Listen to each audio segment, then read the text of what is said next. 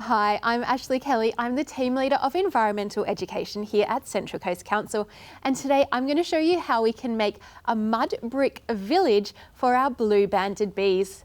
Now, I might be biased, but I think these are one of the prettiest bee species in the world. We're lucky enough to have 15 different species of blue-banded bee here in Australia, and lots of them are frequent visitors to the Central Coast. Now, they're really easy to identify. They have these beautiful metallic blue stripes on their back, and they have this really fluffy thorax, which is their middle section, and these big bright green eyes. The males have 5 stripes on their back, and the females have 4 stripes on their back. And you'll be most likely to see them flying around in the warmer months of spring and summer. And that's because when it gets cold, the adults actually die off and leave the young immature bees dormant inside their nests.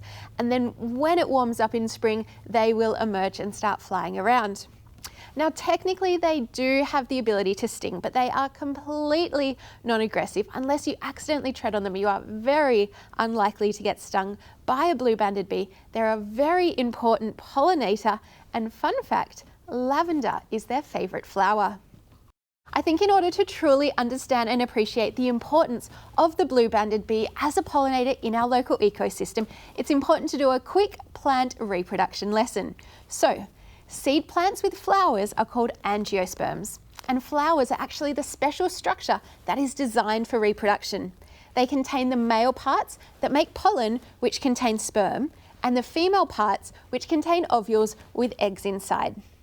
The word pollination actually refers to pollen being carried from the male part of a flower to the female part of a flower so that the sperm and egg can fertilise, and it's this fertilisation process that results in the development of a seed from which a new plant will grow. Now, flowering plants are often very dependent on outside help for reproduction, with animals such as birds and bees often being the ones to help out. You see, pollen is an essential part of the bee's diet, so when a bee travels from flower to flower collecting pollen, they inadvertently help plants reproduce in the process. Now, the blue-banded bee is particularly special because it can perform a very important type of pollination called buzz pollination. And actually, 6% of the food that we eat, the flowers actually need buzz pollination in order to reproduce. It actually means that the blue-banded bee grasps onto the flower with its mouth and then shivers its flight wings so that it literally buzzes, and that actually helps the male part of the flower to release that sperm, which enables it to reproduce. Now, lots of different types of native flower require buzz pollination, but so do lots of the fruits and vegetables that we eat, such as cranberries, kiwi fruits, eggplants, chilies, tomatoes, even blueberries. And actually, the western honeybee is completely incapable of performing this type of pollination, which makes the blue-banded bee particularly important to our Australian farmers. Technically, blue-banded bees are categorised as a solitary bee species, but this doesn't refer to their ability to be social. It actually refers to the ability for a female to build her very own nest. You see, what happens is a male and a female will mate, and then the female will go and dig her own burrow using her jaw, and at the end of that burrow, she will lay an egg. And then she'll put a little deposit of food there for when the larvae hatches, and she'll seal it up. They are actually pretty social. The females will look to make their nest next to other nests in what we call an aggregation, which is essentially a little village of nests, which gives them safety in numbers. Now, in the wild, they would build these little villages in cracks in cliff faces or in little burrows in clay soil in the ground. But unfortunately, with increasing urbanisation, it's getting harder for them to find these suitable habitats. So that's why I'm going to show you how you can build a mud brick village for your backyard to help provide some habitat for these very important local insects. Building your mud bricks is a really great way for you to reuse and recycle some old building materials that you might have lying around. You can see that I have reused this old Besser block up here as one of the blue-banded bee mud brick hotels, as well as these old terracotta pipes that I had lying around. You can also use something like a PVC pipe, like a drain pipe, and you want to cut them into sections that are about 15 centimetres long. Now, in terms of the soil that you want to put inside your mud brick, If you are lucky enough to have a beautiful clay-rich soil in your backyard, like I am, that works really well. Otherwise, if you need to buy it, you can go to the shops and ask for tennis court loam. Now, you want it to be wet enough to form a ball in your hands. This is a pretty messy process, so I'm going to put on some gloves. As you can see, this one is quite wet and it will form a really nice ball instead of being dry and crumbly and falling apart.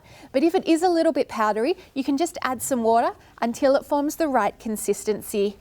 It is a bit of a messy job, but it's really fun. You need to pack your pipe with lots of this clay so that it's really dense and full. Okay, so you can see here that this mud brick is now full to the brim with that beautiful clay-rich mud. It's nice and dense and flat on the top.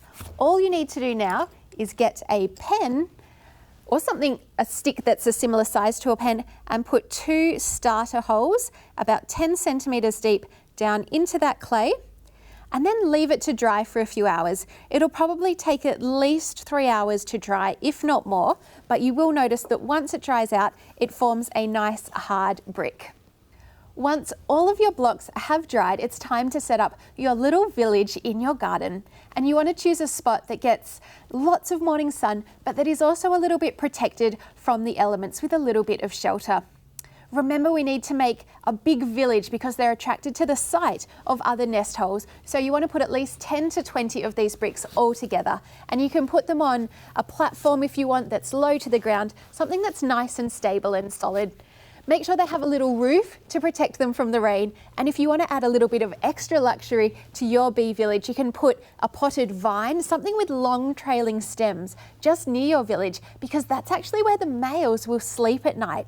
So if you're really lucky and you come by at night, you might get to see little male blue-banded bees sleeping on the stems of your vine at night. And also remember to put your village near lots of flowers, or plant lots of flowers near your village, because the females will go from collecting the pollen to creating the nest in your village. So the closer they are, the better the chance there is of the bees finding your little village that you make. But do be patient, because it can take up to 2 years or 2 seasons of bees for them to find a new village site. And also remember that every little bit counts. If we each take small steps like these to help improve the environment for our habitat and wildlife, then cumulatively the impact can be huge. Thank you, Central Coast, for doing your bit, and I hope that you have enjoyed making these villages for your blue-banded bees.